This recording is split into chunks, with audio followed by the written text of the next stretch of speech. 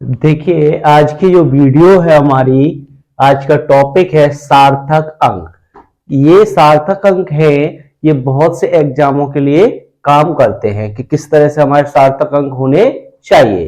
तो देखो, सार्थक अंक कहते किसे हैं, जरा देखते हैं। किसी संख्या के उन अंकों, कौन से अंक है, 0 से लेकर के 9 तक को, जिनके द्वारा किसी भौतिक राशि को पूर्णतः उसके यथार्थ मान तक व्यक्त करते हैं, सार्थक अंक कहलाते हैं। कहां तक व्यक्त करते हैं हम, उसके यथार्थ मान तक। ठीक है, उसी को हम क्या कहते हैं, सार्थक अंक। और वो भौतिक अंक कौन कौन से होते हैं, 0 से लेकर 9 तक। अब देखिएगा, ये तो एक इसकी क्या थी, डेफिनेशन थी कि सार्थक अंक कहते किसे हैं। अब जो सार्थक अंक के जो नियम है कि सार्थक अंक कैसे कैसे बताए जाते हैं, जरा देखते हैं। क्या सार्थक अंकों के निर्धारण के कुछ नियम, तो इसके नियम क्या क्या है, जरा देखते हैं।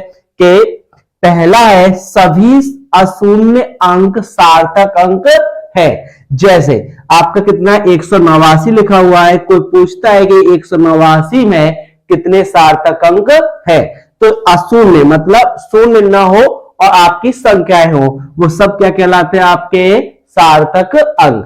तो इसमें यदि कोई पूछता है तो इसमें सार्थक अंक कितने हैं आपके, तो कितना बताओगे, 3। और ऐसे ही इनमें संख्या गिनो, कितने, 1 2 3 4, तो इसमें आपके जो सार्थक अंक होंगे वो कितने होंगे, 4। तो इसी प्रकार से आपका क्या था, सभी अशून्य अंक सार्थक अंक होते हैं।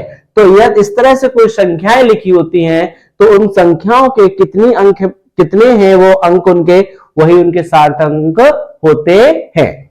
इसी प्रकार से इसका दूसरा नियम है, सभी वे शून्य जो दो अशून्य अंकों के बीच उपस्थित होते हैं वो क्या कहलाते हैं, आपके सार्थक अंक। मतलब कि सभी वे क्या है, आपके शून्य जो दो अशून्य, मतलब दो आपकी संख्याओं के बीच में जो शून्य होते हैं वो भी आपके किस में गिने जाते हैं, सार्थक अंक में। जैसे हमने एक एग्जांपल लिया हुआ है, कितना 1 है, फिर इसके बीच में क्या है, शून्य है, और फिर पीछे कितना है आपका 7 है। तो यदि इस संख्या में यदि कोई पूछता है कि इसमें सार्थक अंक कितने हैं, तो आप कितने बताओगे, 4 है। कितने हैं, 4। मतलब कैसे, 1 2 3 4, चाहे कितना भी लिख दिया जाए, इस तरह से आपको कोई संख्या लिख दी तो कोई पूछे इसमें कितने सार्थक अंक है, तो कितना बोलोगे, 1 2 3 4 5। तो इसमें कितने सार्थक अंक रहेंगे आपके, 5। तो इसी प्रकार से आपका क्या है कि ये अशून्य अंक होते हैं, उनके बीच में जो शून्य संख्याएं आती हैं उनको भी हम सार्थक अंकों में गिनते हैं। इसी प्रकार से तीसरा नियम है, यदि शून्य किसी अंक व दशमलव के मध्य स्थित है एवं यदि दशमलव के बाईं और शून्य हो तो वह सार्थक अंक नहीं होता है। मतलब कैसे, जैसे कि ये दे रखा हुआ है, इसके बाईं ओर क्या है, ये शून्य है, क्या है, शून्य, पर ये सार्थक अंक में नहीं गिने जाएंगे। तो ओनली हमारे कौन से गिने जाएंगे, 8 और 4। यदि इसमें ये पूरे पद में कोई पूछता है कि सार्थक अंक कितने हैं, तो हम कितने बताएंगे, ओनली 1 और 2। यदि इसी प्रकार से यदि इनके मध्य में, किसके मध्य में स्थित है ये, तो इनके लिए सार्थक अंक कितने हैं, 1 2 3 4 5।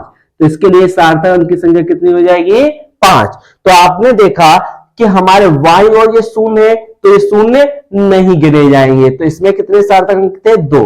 इसी प्रकार से ये एक एग्जांपल लिया गया है, तो इनके क्या अशून्यों के बीच में है क्या, शून्य, तो ये आपके शून्य गिने जाएंगे। तो इसमें आपके सार्थक अंक कितने हैं, 5। इसी प्रकार से आपका चौथा वाला जो नियम है वो क्या है, सभी शून्य जो अशून्य संख्या के दाईं ओर होते हैं सार्थक अंक होते हैं। मतलब दाईं का मतलब सीधे। तो आपने देखा कि आपके ये तो आपके शून्य नहीं गिने जाएंगे, कौन से वाले गिने जाएंगे, इधर वाले। तो आपने देखा कितना है, 1 2 3। तो इस वाले पद में आपके सार्थक अंकों की संख्या वो कितनी है, आपकी 3। कितनी है, 3।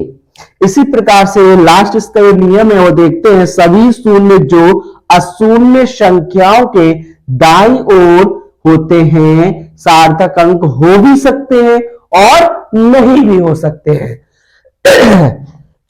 जरा देखते हैं कैसे।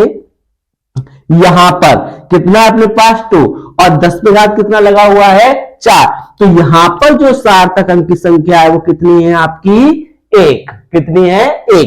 इसी प्रकार से इसमें कितना है 2.0, इसके लिए कितनी सार्थक संख्या होंगी आपकी ये 2, और इसके लिए कितनी होंगी आपकी 3, कितनी होंगी 3। इस प्रकार से आपके सार्थक अंक की परिभाषा हो गई और इसके कुछ क्या हुए नियम। अब इसको कैसे कैसे करते हो आगे देखते हैं, नोट कीजिए इतना।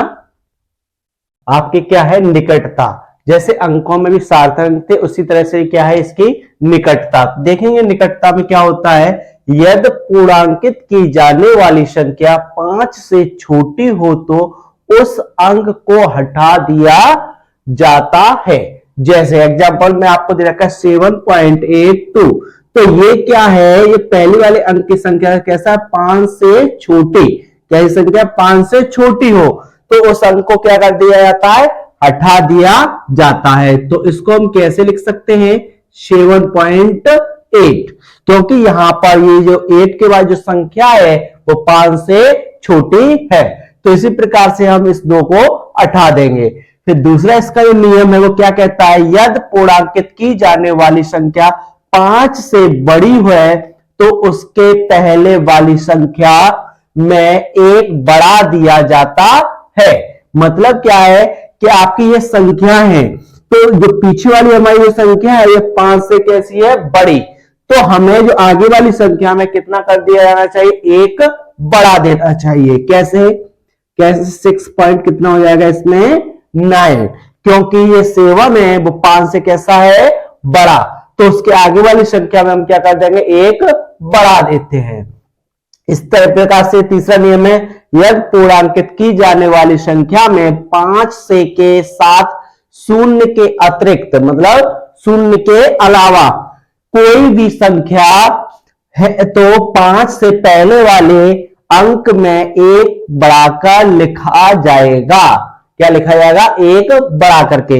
मतलब कि इसके निकटतम 3 है और 3 के बाद 5 है और यहां पे कितना है 1, तो इसने बोला 5 के पास क्या शून्य के अतिरिक्त कोई भी संख्या है तो उससे 5 से पहले वाली संख्या में 1 क्या कर दिया जाएगा, बढ़ा दिया जाएगा। तो इसका पॉइंट क्या है, 16 पॉइंट कितना हो जाएगा 4, कितना हो जाएगा 4। इसी प्रकार से हमारा ये चौथा नियम है, पूर्णांकित की जाने वाली संख्या में 5 के बाद शून्य है, कितने के बाद 5 के बाद शून्य है, और 5 से पहले वाली संख्या सम है, सम का मतलब जिसमें 2 का भाग चला जाता है तो संख्या अपवर्तित रहेगी। अपवर्तित का मतलब ये परिवर्तित नहीं होगी। तो देखो 5 के बाद अपने पास क्या है शून्य है, और 5 से पहले वाली संख्या कैसी है सम, सम का मतलब 2 का भाग चला जाएगा, तो इसमें 2 में कितने का 2 का भाग चला जाएगा ना, तो इसलिए ये संख्या कैसी हो जाएगी आपकी सम।